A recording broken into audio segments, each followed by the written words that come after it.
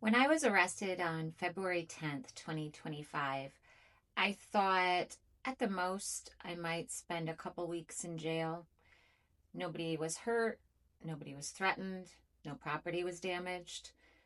I assumed that I had been overcharged, it would be corrected, and I'd be sent on my way. I ended up being detained for 7 months without a trial due to some decisions on my prior attorney's part. I've mentioned that elsewhere on this page. But this series is about my time in jail and my time in Cairo State Psychiatric Hospital under court order. I was locked up because a magistrate judge in Montcalm County decided I should be. There wasn't really a trial.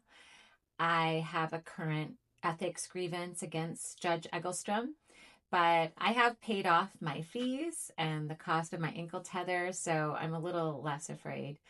I still don't go to Montcalm County if I can avoid it, though. So now I feel more free, a little more emotionally strong to talk about my experience being detained. Obviously, it's humiliating and very vulnerable to talk about things that people already judge me for. Um, but I can't get away from it, so telling more of the truth is better, in my opinion. Since I thought I'd just be held for a couple weeks, I think it made it easier for me to adjust emotionally.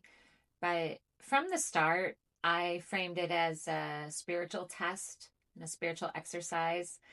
I figured if I framed it like I was staying in an ashram by choice, Tara Brach, who's a Buddhist teacher I admire a lot, has written about her experience living in an ashram when she was younger and waking up at 4:30 to take a cold shower and do yoga. And I thought, well, jail's kind of like that. Although, honestly, the one good thing was that our shower was quite warm and had good water pressure. I can't complain about that. The cell itself was terribly cold. I was cold all the time, except in the shower. So that was the one good thing compared to an ashram. So that's where framing gets you. But also thinking that since you didn't commit a crime, you'll be out soon also helps you. So before I get into what my experience was like, I thought I'd talk a little bit about the spiritual journey I was on. Even saying that feels really awkward to me. I wasn't raised religious or to think that religiosity is a good thing. So it feels just awkward. Also, politically, being spiritual on the left is okay, but when there's too much actual like Jesus or Buddha or it makes people uncomfortable. But I also don't think I would have been able to get through my experience in jail with my mental health intact if I didn't have a really strong spiritual foundation. So I thought I'd start with where I was coming from on February 10th. Like I said, I wasn't raised religious. My mom was culturally Catholic, my dad was culturally Protestant. So I spent a lot of time because I was raised by my mom, and my mom has a very large family, weddings and graduations, going to mass. And also, my uncle was a priest, so a lot of holidays we might go to the rectory and go to mass because he was working.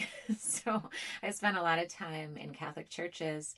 And then my life, because I was always drawn to working with low income people, I've worked in Catholic mission schools and had friends who were especially nuns and Catholic lay people working in progressive causes or service. So my life path has always involved a lot of religious people and a lot of people motivated by faith. And working in early childhood education, you work with a lot of Orthodox women, whether they're Muslim or Jewish or Christian. So that's just the nature when you work in low income communities or work with children. There's a lot of crossover with religious people and lay people working in religious organizations. I made a really conscious decision in 2016. Honestly, it was when I was splitting up from an abusive, financially controlling ex-husband and I was dead broke. I was trying to land on my feet. And I eventually did. I was recruited by Morgan Stanley and given a good job without even applying there. At that point, all I had was a desire to have faith to get me to that point. And it was 2016, so there's still a lot of the kind of, it's not prosperity gospel because it's more on the left, new agey spiritualism about abundance and law of attraction. And I remember I was reading this book by this woman, Jen Sincero, who, it was a good book, but it was definitely about like attracting money into your life. But she first gave me the idea as somebody raised by an atheist, but who really likes spiritual practices and had that longing and really felt that longing. She suggested, well, why not just pretend to believe in God for a year and see what happens? And that was an interesting challenge because it made me, and I think that was the point. That's why I think she did a good job, is it makes you confront, is my ability to have faith in a higher power impeded by feeling like I look stupid if I do? And for me, it was. That's not, it clearly still is. I was raised to believe that was foolish. And so that's hard. And I also wanted my boys to have a community, especially my older son has developmental disabilities. Kind of made the wrong call there. I thought a church might help him feel included, but a lot of times it worked out the other way. But that was my hope, was by joining a church community, my boys would have more people who cared about them in their life. And so I started going to a progressive church, and it was an American Baptist church whose covenant was soul liberty. So you didn't even need to believe in Christian dogma. You could believe what you wanted. So that was a good fit for me. And I started going and reading kind of new agey stuff. And then that led me to meditating more. I'd always done yoga. I came to Tara Brach and her book, Radical Compassion, through Tim Ferriss's podcast. He also introduced me to Jack Kornfield. And both of them teach Vipassana meditation, which really changed my life because it was about, because Vipassana is experiencing meditation. It teaches you how to feel difficult things, which in Western culture, we're typically taught to numb, and we create medications to numb, SSRIs, where that's how we cope with difficult things. Well, cope. So practices that lead to emotional and physical healing often require you to learn how to process feelings. And Vipassana meditation is just amazing at that. So that really changed my life eventually, but I was just discovering that. And I was dealing with the death of my grandmother, who I was very close to. And in fact, it was my grandma Jean first made me realize that I should pray around my boys, because I just had a memory of her every time I would go to her cottage. Like, she would tuck me in and do the prayer, the children's prayer. Now I lay me down to sleep, I pray the Lord my soul to keep, and the Lord's Prayer. And later, because what's different, one of the hard things about a narcissistic mother is, in public, she says very nice things about you, but if there's no witnesses, she never talks to you or says nice things. But when my grandma prayed over me and nobody was in the room except God, I knew she loved me because nobody was listening to her say that she loved me. And I thought, well, my boys should hear that too. And since I'm going to be a single mom now, unfortunately, they're not going to get to hear me talking to their dad about how great they are. So every night I should pray over them so they can hear me talking to God about them. And that was my first start of a prayer practice. And so I was exploring that and opening up to new spiritual experiences and meditating. And I really wanted to take my boys on a real vacation, because when we were married, my ex-husband never let us take vacations, really. there were just things that he had always planned that I didn't know about. So I didn't know that because he was a German national, that meant that we would go to Germany, like ideally like for him 2 or 3 times a year, but that meant never doing anything else. So like things like Florida or Wisconsin. So I took the boys to a YMCA camp in Wisconsin so we could have a vacation together. And it was a beautiful place. But right at the start, I knew it was going to be difficult because Teddy was 5 and Angus was 8 and a handful.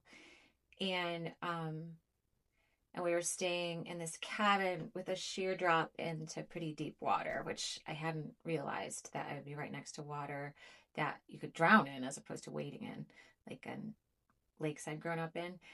And the first day we got there, it was really difficult because we met this boy who was like Angus's age or a little older. And as sometimes it doesn't happen as much, but when it was younger, it happened more, where because Angus, his facial features don't register like any sort of developmental disabilities, where people treat him kindly and think he's normal. And he gets really excited and thinks he has a friend. And then they get confused. So this boy played with him. He was next to like some reeds with an oar trying to catch snakes. And Angus thought that was a fabulous game. And they played it a little while. But then the boy was done, because that's what neurotypical kids do. They find something, they move on. And Angus was just really excited and obsessed with finding this boy because he had a friend and he's always wanted friends, and to play the game of finding the snake. And so it was so hard because every time I would try to like cook for them or take care of his baby brother, Angus would sneak out, and I was sure he was going to fall in the lake, and he was like wandering all over. And I finally realized I couldn't do the vacation. Like, I couldn't handle it. I had to go home. And so I was packing things up. And I was just so overwhelmed. I was like trying to make some macaroni and cheese. I think I was even trying to lock Angus in the car. And I was like, what the fuck? I'm trying to lock my kid in the car, but I didn't know the right thing to do. And if you have a child with special needs, I think you've probably been in situations like that where you just triage and just find the best. But I was just overwhelmed. And Angus, he really wanted to go play in the water. And I just lost it. And I had that, like, I literally dropped to my knees, and I was just overwhelmed. And I was just flooded, thinking of whether you'd maybe never have a girlfriend, never have friends, thinking of all the times, because I was worried he'd go to the family and they'd be mean to him and I wouldn't be there to help him. And I knew that all those things happened to him and I can't stop them. And it was just so overwhelming. And I just broke. And I started crying. And Angus said, "Why are you crying, Mama?" And I said, "I just don't know how I'm ever going to make you happy." And as I said it, like, something broke inside me, like in books. And I really felt, I felt the presence of God, like, laughing with me. Because as I said it, I was like, of course I can't make him happy. I can't do that. I can't. So I can let that go. And Angus, he looked at me and he said, "Mama, you can take me over to the beach and play in the sand with me." Because I said, "I don't know how to make you happy." So he told me how I could make him happy. And we did. We played in the sand.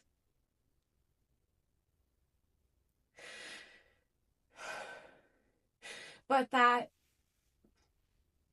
broke me from a trance I'd been in for like 5 years since I first met his doctors. I noticed he had developmental disabilities, and his doctors confirmed it through testing. And um, I've been trying to fix him ever since. And I realized that was not my job, and I needed to love and accept him. And that just, it just brought a humility and what they call surrender to my life. Then a week after my failed trip to Wisconsin, it was the memorial service for my grandmother who died the winter before. And my family's, her children are, her children, including my father, they had the kind of the curse of being born around with, my grandmother's parents were very wealthy people, and it turned them into horrible, horrible people for some reason. My father and his brother and sister are very greedy and not inclined to give so much as take.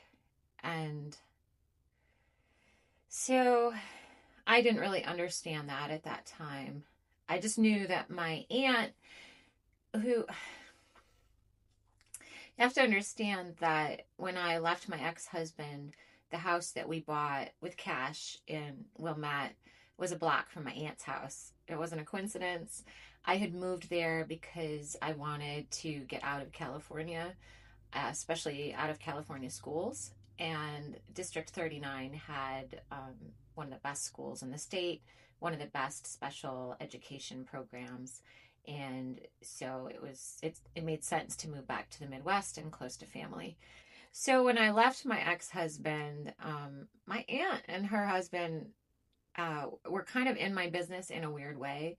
And my aunt was weirdly close to my ex-husband while we were divorcing, like uncomfortably close. And my aunt is somebody who, she is not what I call a girl's girl, like the way she is with like other people's men.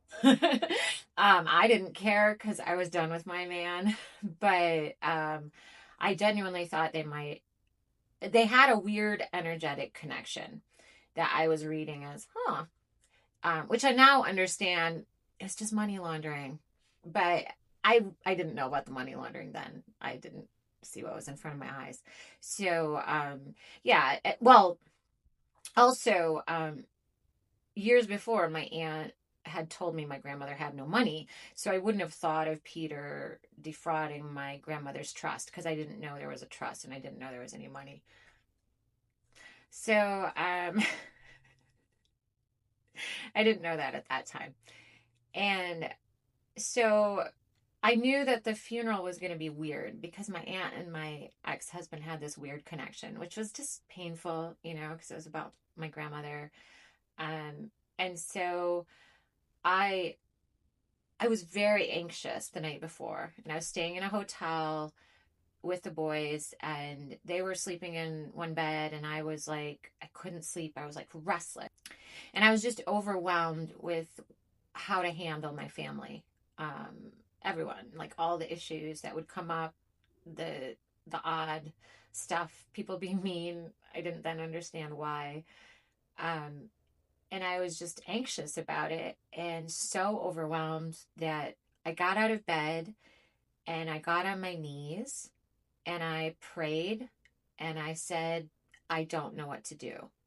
And I heard and experienced a voice, a familiar voice, someone close to me, said, embody love, like those two words. And it shifted everything in my life. I understood what people meant by conversion experience. It was unsettling. It and it removed my death fear. I don't know how else to describe it. Um, Death fear is pretty consuming, or had been until that point in my life. And then at 40, it just was gone. And a sense of the infinite as being very comfortable and safe. And those words just sent me on this odd journey. And that was when I went to jail, was a continuation of that journey. And it's sort of an approach to life where, you have to live life anyway. So you might as well make spiritual meaning out of it. Viktor Frankel, in Man's Search for Meaning, building on his prior psychological work, he decided while he was stuck in Auschwitz that to make meaning of his experience, he was going to tell the truth. He was going to stay alive, and that kept him alive. He felt people stayed alive when they had some sort of meaning, and his was to tell the truth about the Holocaust. And so when I felt like I had a spiritual directive to embody love, it it just grounded me and gave me a way when I'm like confused to kind of look around for signposts, and it led me in odd ways. um, the word embody made me start looking into more body work. I did Reiki therapy, and then discovered the book The Body Keeps the Score by Bessel van der Kolk, which is a wonderful book and the seminal book on post-traumatic stress disorder. And he wrote that when working with Vietnam vets for the VA. A lot of times I'll hear people say snarky things. Literally, I've heard people say, yeah, and the VA won't treat PTSD, which, yeah, they're being attacked. All good programs are being attacked, but it is really unfair when the Veterans Administration literally paid for the research that developed the PTSD diagnosis. And they funded research for things like EMDR therapy that other insurance would not fund, which has advanced the research. So it's not fair to necessarily criticize them. The VA has actually been pretty important in PTSD in forming the diagnosis and treatment options. And prior to attacks on them, the Veterans Administration had some of the highest like client satisfaction marks. People loved going there. I think part of it is the community, but when people attack the VA, it's sort of like public schools. It's just wanting to attack people who are good and take care of each other and turn us all into robot monsters. And that led to my own PTSD diagnosis from childhood trauma. And then it would just show up in weird ways. I started going to a support group for people going through divorce at a Catholic church in the city. And then it was sort of through that community that people started talking about, oh, you have to go to this one retreat, which had the word love in it, beloved. And so it was weird. It kept resonating in my life.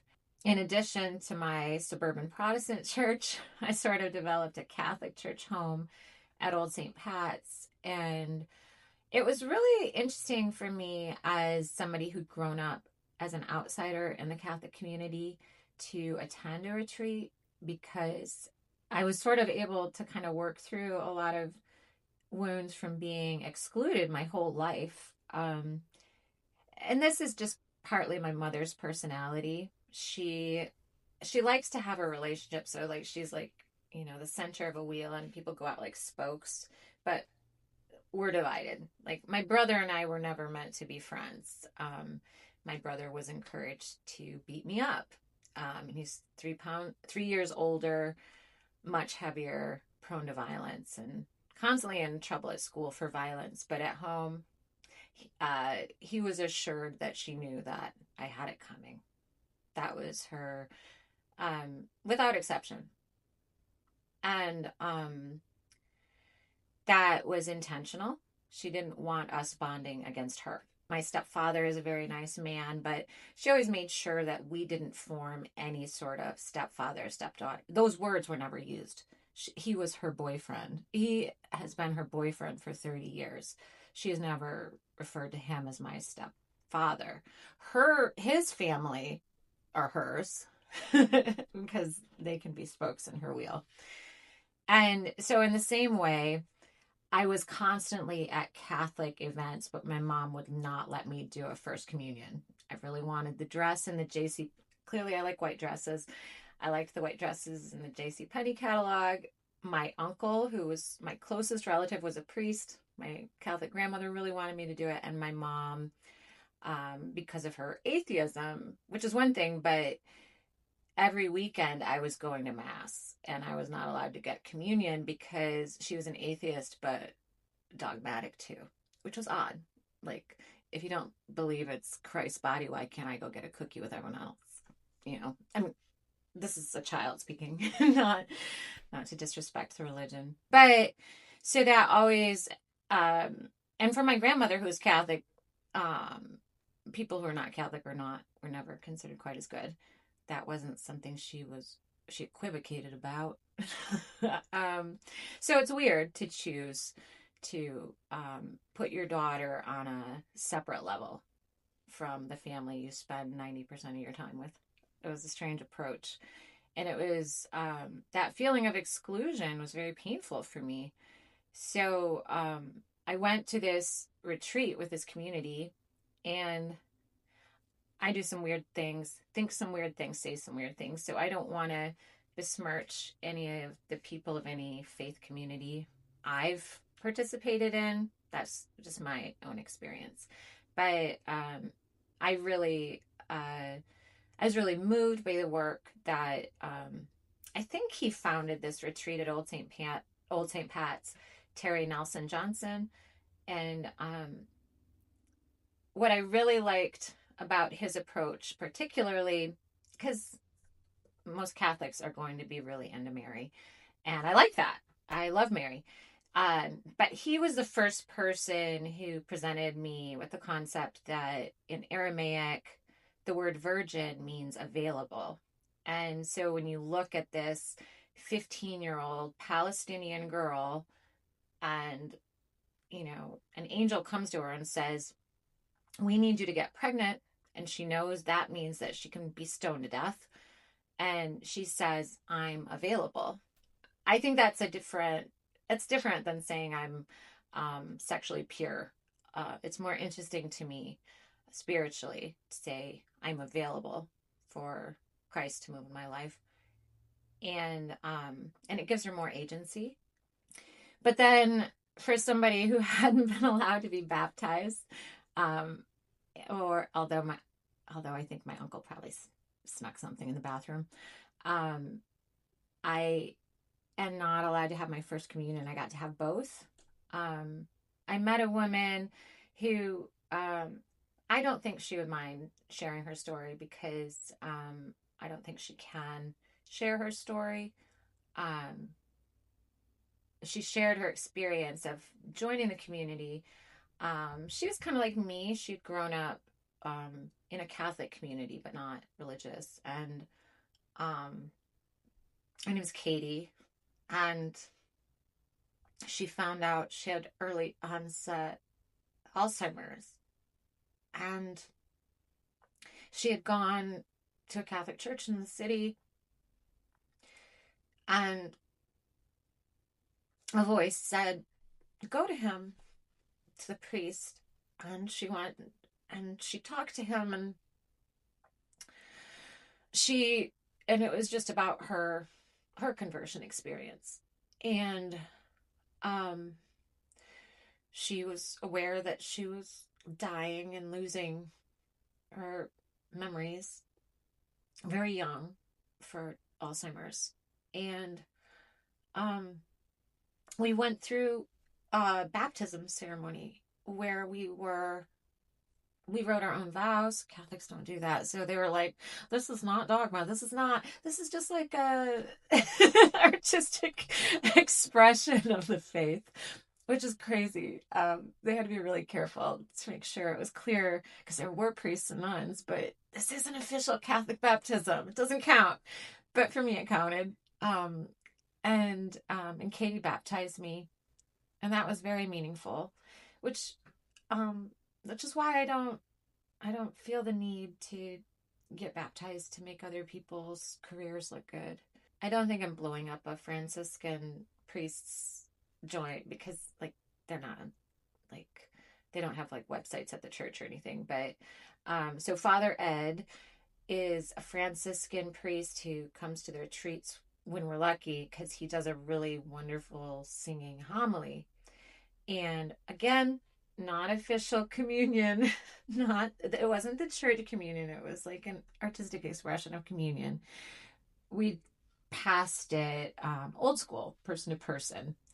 And Father Ed was next to me and he passed me the host. I'm waiting my whole life. And he's like, here you go. And I was like, Father Ed, I can't. He's like, it's okay. And I said, but Father Ed, I have celiac disease. So I couldn't, but I took the wine. I'm not going to get gluten at a retreat. That would be bad for everybody. But I thought it was, um, I thought it was perfect because I don't want Father Ed to have to violate his oath and give the host to somebody who hasn't confessed and done all the things. I hadn't, and yet it was very healing to be offered. And that's sort of the point of the host, right? So I call that my baptism and first communion. And I really had no idea my life would go through such horrible, painful things. I didn't know what I was spiritually training for. I thought I was moving into retirement and day drinking and Pilates and happy children that I could see, and I didn't know it would all end, and that all I would have is the spirituality. So I guess that's what I have to share now. But it felt important for me to be in community with people who had conversion experiences, who really, I was even at a beloved event where, and most of the people are either Catholic or from a Catholic background. And someone was like talking about an experience like mine or Katie's and said, are Catholics allowed to be born again? It's so crazy because when you're urban and liberal, you have to hide religiosity. And then when you get in rural conservative areas, you're supposed to perform religiosity. And I do think the world suffers because faith and God's healing presence can do so much, and people are afraid to explore that. After I was divorced and started experiencing really odd things in the court, and my gut was like, this is just wrong. I knew it was wrong. I didn't know why, I didn't know how, but I knew my intuition was that I needed to document everything. So the reason I was able to document Brad Trowbridge lying to me is I emailed all the time. And even when I wasn't emailing other people, I would have contemporaneous notes. I told things to attorneys to make sure that I told things to attorneys. I was very conscious of that. And I called it leaving breadcrumbs for democracy. And I thought, oh, that's very grandiose. But I do think that I had an intuition that I thought that my experience would just bust a sexual harassment case in the future. I didn't understand it might link to other things. I still don't really understand what it links to. And it wasn't until a few years after my grandmother died and her funeral the year after she died, then like 3 years later, I found out that there were delays in probate having to do with her trust. And that was when I found out that she had a trust. Because the night before my grandmother's funeral, when I had just been moved and heard the voice say embodied love, it it made me not go to the reading of the will the next day, because I was with my boys at my grandma's lake house, and my father has a hair triggered temper, and the boys were swimming because they're children, and it was August, and he was about to scream at them for being children in August because he wanted to take a nap. And so I took a breath and I embodied love. And I thought, what is the most loving thing to do? I didn't want to have a conflict with my father. I was waiting at the cottage for my aunt to come to do the reading of the will, but I didn't want my boys to be yelled at or afraid. They were confused. They weren't used to having to walk on eggshells around people, and I didn't want to teach them how to do that. And I was like, there's a pool at the hotel. Why don't I just take them there? Because then nobody will yell at them for splashing and being happy. So I left. And I didn't think I needed to stay for a reading of the will because, as my Aunt Anne had told me, there was nothing in the estate. So then it was later that I realized that was a lie. And I asked my uncle in an email to my aunt, my uncle, and my dad, could I please see the trust? And he wrote back to threaten lawsuits for asking to see it. And none of them have spoken to me since. I just occasionally remember that my dad might still be alive, but it's literally been that way since I was 5. But like I said, I don't want to resort to magical thinking, but then sometimes I think, well, maybe I wasn't meant to, maybe these crimes did need to happen, but that just makes me pissed off because that means losing my kids had to happen, and I don't want to see that. Even before the corruption case really took over my life, the financial pressure and the legal abuse just made my life really overwhelming. So my spiritual communities and practices were more and more important in getting me through that. And then when I knew that I might lose my boys for a few months, I thought, it never occurred to me it would be a few years. I was just so scared. And my friend, a member of clergy, gave me, she told me to think about Hannah in the Old Testament, who she wanted so badly to be a mother and was finally able to, was only able to keep her baby with her until he was weaned, so 4 or 5, and then she had to give him away to the temple.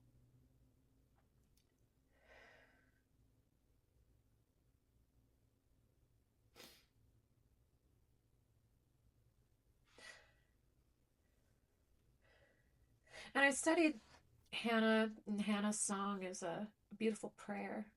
I studied it. It was interesting because really Hannah was a sugar baby. If you think about it, she was a second wife, but she couldn't have kids. And she's really upset because she wants to be a mom. And she's talking to her husband, and he's like, oh, sweetie, don't worry about it. You got me. And he gives her extra food, and because probably he already had kids, you know. It's probably nice that his younger wife wasn't pregnant. She's probably a lot of fun, but she wanted kids. And then when she went to the temple to pray to God to give her a child, my favorite part is she's so upset and she's praying, and the priest is like, you stupid bitch, you're drunk. Get out of here. And she's like, I'm not drunk. Leave me alone. And he does. And she's just praying and upset. And it just made me think,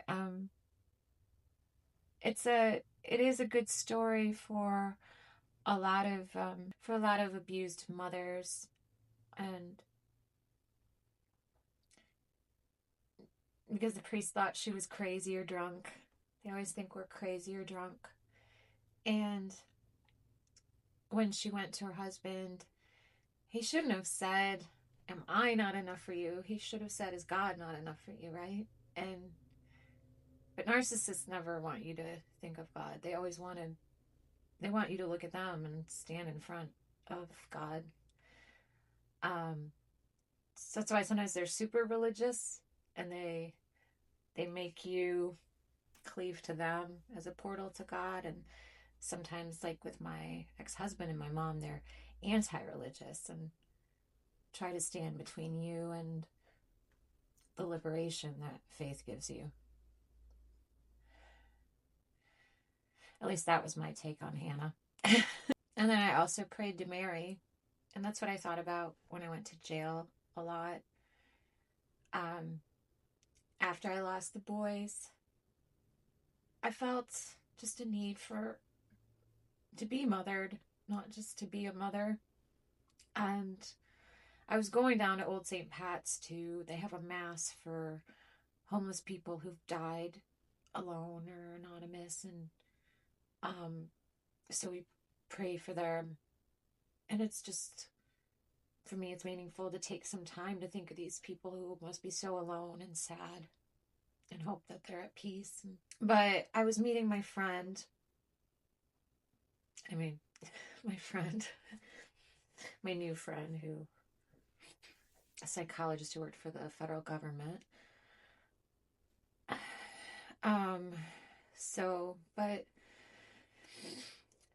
And she texted me, I'm sitting on a bench next to our Blessed Mother. And I loved that because it reminded me, it's part of the beauty of Catholicism is, really experiencing each other as a family. And our mother, our shared mother through Mary. That's something that nobody can take from you. And it feels very welcoming. So I made a conscious effort to bring Mary more into my life. And I got a candle. So in my little meditation corner, I would think of her. And if you go to grocery stores, it's always going to be Mary of Guadalupe. And I wanted to know about her. So I asked my friend, Sister Carol, because she's a nun under an Order of Mary. And I was like, so what's with the different Marys, and specifically Mary of Guadalupe? And she sent me a prayer that someone from her order had, I guess through her commitment, she had chosen Mary of Guadalupe, and this was her prayer. And that was a prayer to mothers separated from their children. Honestly, at that time, it was even early in or before family separation at the border. I think this prayer was written in reference to mothers separated through economic migration.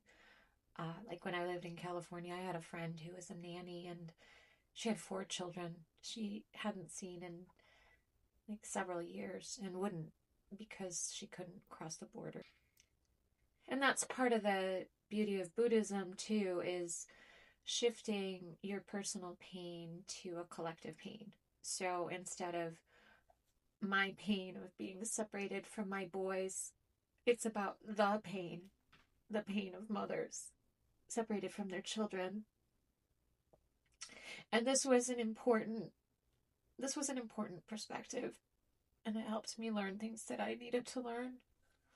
It helped me learn about the family court system outside my situation, and it was what I was thinking of when I started my 7 months, which I thought would be a couple days.